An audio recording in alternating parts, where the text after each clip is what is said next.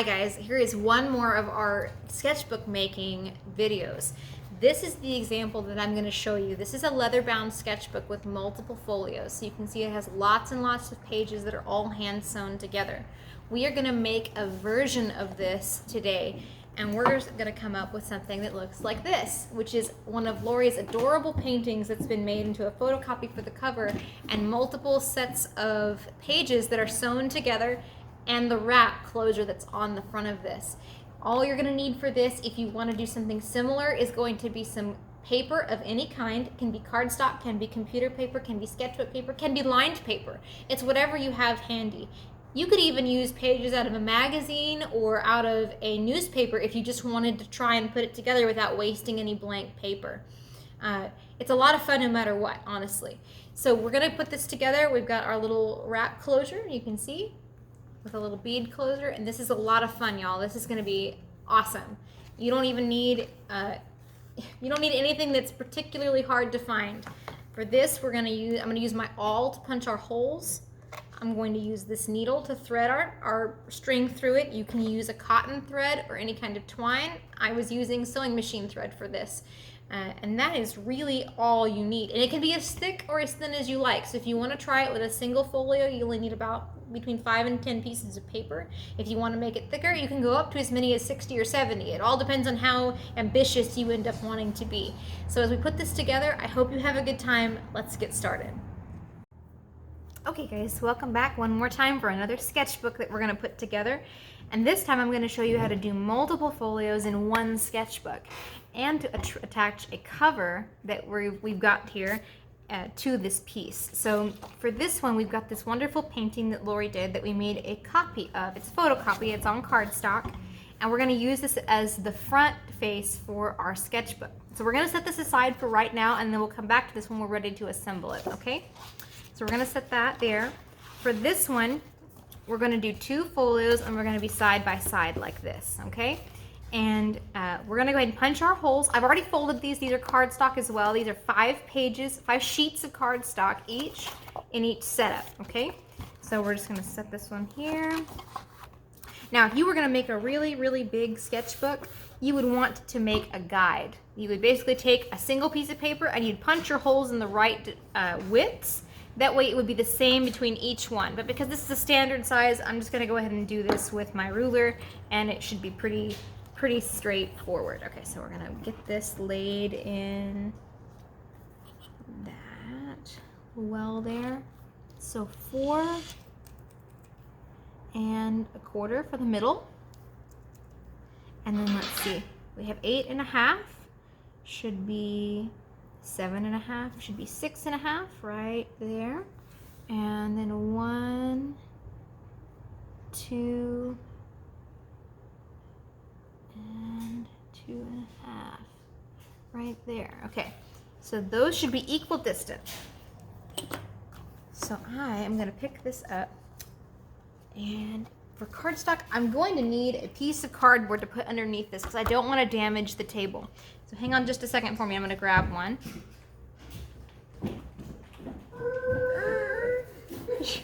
Yes, exactly right. I didn't even think about this being a heavier paper. That's okay. Thank you, dear. Yes, perfect. Okay, so I got my piece of cardboard here, and I'm just going to lay this on top of it just so that we can protect the table surface. We're going to punch. So we're going to use the end of this little guy right here. The end of this awl is not sharp, but it's pointy. And the last thing you want is to put this into your finger. So I'm just going to say be very careful with this. I have put this into my finger. Please don't. Be very careful. Have mom and dad help, or if you have something sharp, even as an adult, please watch where your hands are. We just don't want anybody injured. Blood is not an appropriate art medium, okay? So we're just gonna punch, and you hear it hit the cardboard underneath. You heard it hit. So that's what you want to hear when you punch through. Okay, so now we're going to flip these over and look. Oh, yep, see, we've got nice clean holes. So that's exactly what we're looking for. And we've only gone into the cardboard, and it's not pierced to the other side. So you don't want to apply any more pressure than this. It is just paper. You don't need to, like Hercules test of strength here.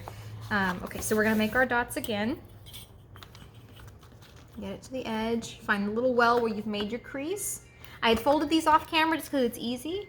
So there's 2.5, 4 1/4, and then 6.5. Okay. And people will say, well, how did you know that? Well, that's just measurements that I like to use for these. Okay, so we're gonna make sure that they're squared up with each other and punch, punch, punch. And I'm not putting a lot of pressure on this point to get this to go through. You can see I'm just basically using the weight of my arm to apply pressure on that point. It's why I say to be careful with your fingers, because you don't have to apply a lot of pressure to put something that's that pointy into flesh. It just doesn't take much, okay? So be very careful still. Okay, so we're gonna set that aside. Now we're going to bind these together just like we did before, but we're gonna lay them side by side, and I'll show you step by step how to put them and stitch them together so that you only have one knot to hold all 10 pieces of paper together. Okay, so we'll start with this one. And now this time I ran out of my thicker cotton thread, so I'm using just a regular sewing thread. This is fine. This is not going to be any different. It's just a little bit thinner. It may be a little harder for you to see on camera, but I just wanted to let you know, like, you can use anything. Like we said, shoelaces, yarn, leather cord, anything that you've got that will go, that you can fit through the holes that you punch. Even if you use a hole punch, you can make big holes. Nothing is saying that you have to make teeny tiny holes. It just works that way for me for my needle. And you can use a regular sewing needle too. You don't have to have one of these big chunky guys. You could even put a paper clip on the end of something and thread it through larger holes. It's all up to however you can get it through that paper is how you can bind your book, okay? All right, so I don't need to tie a knot or anything. We're gonna use the end still. So we're gonna start on the outside, just like before, into the middle hole. So there you can see it come up. Okay, so we're gonna have that long tail. Okay, so that long tail is still right there, just enough. We're gonna press through with the needle to the other side. Now this thinner thread, oh, there you go. This is one of the things I was gonna say is the smaller the thread, the easier it is to have it catch on absolutely everything. Isn't that fun? So just be careful where you're putting it. We're gonna pull back this way through the same hole. And that is gonna come around, make sure it's not gonna catch anything. I'm gonna put my thumb on that tail and I'm gonna pull nice and tight. I lost my needle for a second. I'm gonna flip it back over, go back through the middle again, come out. Okay, so there's that one. All right, so that one is nice and done. We're gonna come back into the second folio here, okay? So it's there. Actually, I think I have a little bit of tape. I'm gonna just tape the end so that while I'm working on it, it doesn't go anywhere, okay? We're just gonna boop the end of that guy. Okay, so now I've pulled it nice and tight. Hold that tight. And we're gonna come with our second folio and set it right side by side. This is a little bit complicated. So if you're working with bigger pieces of paper, this is gonna be a little more complex to hold it all. I recommend getting clothespins if you have a hard time hanging onto things, or maybe your grip is hard. It's hard for you to grip things. Just be prepared that sometimes you may have to do that the more folios you add into a sketch project, okay? So we're gonna go into the same hole, that middle one. And see here where the thread gets kind of crazy. So we're gonna pull it, make sure it's on the outside, and pull. Come. Let's see how well I can aim. I can't. Cool. All right, so there's that. You're gonna come back through that top part, come up. See now here, this is why I tied this little end off. You're gonna wanna pull. So you get these things as close to each other as possible, and you tighten that thread. So now you're gonna come all the way back down to the end. Make sure that it goes all the way through your pages, so you can see there, it did. You could even double the thread. Yes, and I would recommend that if you're going to use sewing thread for something as thick as cardstock, that you do double the thread. This is a little bit loose, but that's all right. It'll still work. and it'll show us what we're looking at right now. So you have come back under, so I've come in that one to the interior. I'm coming back up through the middle hole, okay? So back up through the middle hole here. And I'm tightening, and I'm gonna go make sure I'm on the outside of those loose threads. Perfect. Okay, so I'm gonna set that aside. I'm gonna loosen this tail on this side.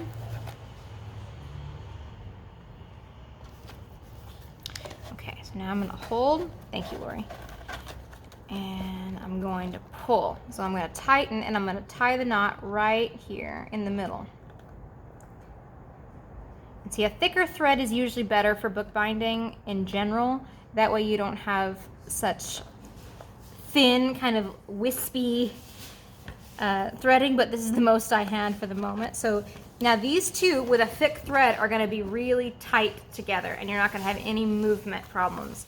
And they're gonna fall open and be nice and sturdy inside. And with this point, you can see there's the part that holds them together is right there. Well, that's gonna need something to hold it together, so we've gotta put a cover on this now. All right, so we're gonna do that. Ooh, hey look, double stick tape. Oh, that's a part of it now. All right, so here we've got our cover, and so it's gonna go right there. Excellent. You could glue it. Yep, you can glue it, you can tape it, you could even stitch this on this if you had a thick enough thread, and you could have included it with the folio, and that would have been just fine. It's just kind of up to you how you want to do this. Now, so I want to make sure that this is going to lay nice and flush, but you only want to line it up with the very first page, not the outermost page, because of the way that these pages are thick and the paper is really dense. They don't make a flat cut like you would see on a mechanically made book.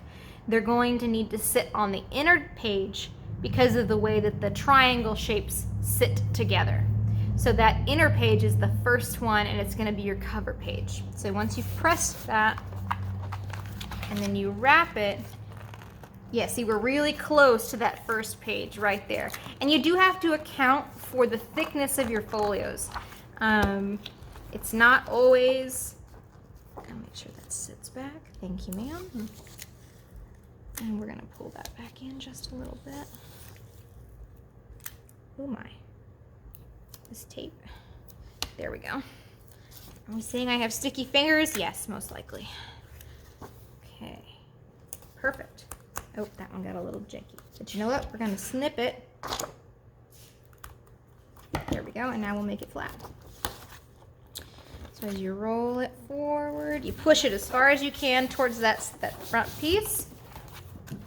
And so there is the front of your sketchbook. And see, now it's not going to move because you've put a cover piece on it and covered the binding. So now it's all nice and flat, and it's going to stay really, really bound up inside there. So, and there you can see our middle point, and you can see every page that flips in and out. Okay, so you say, well, that's nice, but it's thicker now. It wants to bounce open. What if we want to do something that, what if we don't want it to bounce open? Well, we have just a solution for you for that. We are going to put a closure on this guy. And so we're gonna do this lovely little piece of green leather, and we're gonna use this little turquoise bead as a closure point, okay? So for this one, I'm gonna use that piece of cardboard again, thank you. So we're gonna do this, and we kinda want it in the middle, kind of more towards the back, we think in here maybe, you think guys? Yeah, sounds about right. So we're gonna punch a hole. And so we've just gone through the surface, nothing too major. You don't want to pull too hard or push too hard and make this hole too big. You want to make sure that this will still work on it. And so here's my thread. Now I have just enough thread of our big, thick, black cotton thread here to use for this closure. So we're going to use it, because why waste it? Okay. So for this, we're just going to come from the inside, we're going to push to the out and pull it through, leave a little tail through. I should probably showcase this a little bit better. This bead is has a wire that's run through it with 2 eyes on either end. That way we can stitch and hold it without having to stitch to the bead itself. That way it's a little bit less, it's got a little more advantage because this needle is really thick and I didn't want to necessarily have to push it through the whole of the bead. But you can use a regular bead as long as your needle will fit through it, or you can, if you've got really good eyesight, I mean, you can thread your thread through it, but that's not me today, so that's all right. Okay, so I pulled too hard. See, that's why you kind of take note of where your tails are. So you just come through on the back side of that bead. So all I've done is just basically threaded it. There's nothing too complicated about that. But I'm gonna pull this away just a smidge, and I'm gonna go back through that hole with the needle. See, now it's getting tight because that thread is chunky. And you're going to, so you can get this to flip any way you want, but I'm gonna try and make this so that the thread is hidden underneath it, like that. Okay, so there's how that looks on top. Underneath, however, we're gonna flip this over. Well, you're like, well, if you pull on that, it's gonna come right back through. And because there's nothing to hold it on there. We've got this little finding that's a little cross shape. You can use a button. You can use another bead. You could use a thicker piece of cardboard and just punch a hole in it to thread this through. You need 2 holes on this one, I should say. And if we do this way, and this way, now when we tie it off, it won't pull through. There's something nice and chunky on this other side to hold it in place. I think my mom used to call these stays, if I remember rightly. And she used to put them on the back side of buttons when she would make clothing, because I was rough on buttons. And when you tie it, now granted, this is not as flat as it would be otherwise, but it's gonna make a really cute closure for our book. And that's all right. Maybe you just want to write a pretty little message in here, and it doesn't have to be artwork necessarily, that you don't want to put a dent in. Okay, so we've just made that knot. I've tied it nice and tight. And actually, if you wanted to flatten this knot out even further, you could put a little hammer on top of a knot and tap it a little bit, and it would compress that cotton thread. Okay, so there's that. That's nice and sturdy, I would say. You don't want to rip it, but it would definitely stay longer than otherwise. Now, as for this guy, let's think about how we want this piece of twine to go. You could always just do it just really simply and wrap. Well, if I get my fingers to work for me. And you could go around and wrap again. Honestly, that would be really all you needed if you just wanted to do it simply. Or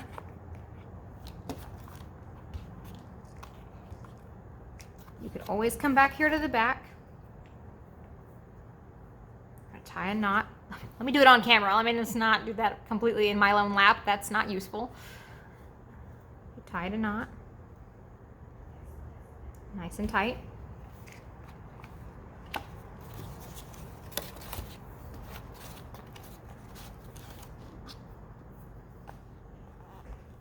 Come back a little further. Punched a hole. I'm going to use the awl to make this a little bit bigger. Okay.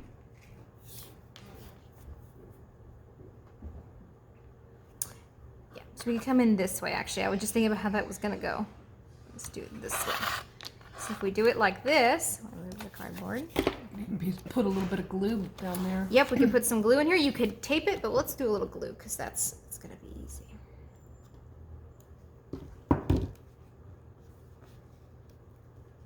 You could even cover that with another little piece of paper if you wanted, if you didn't want that glue to get on anything else. I didn't put enough glue.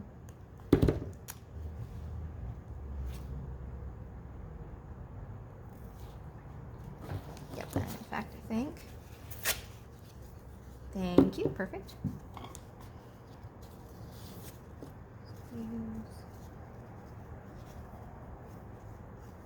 I'm just going to wipe the excess into the napkin so that it'll stay all in one piece, and then you can lay it down over the top.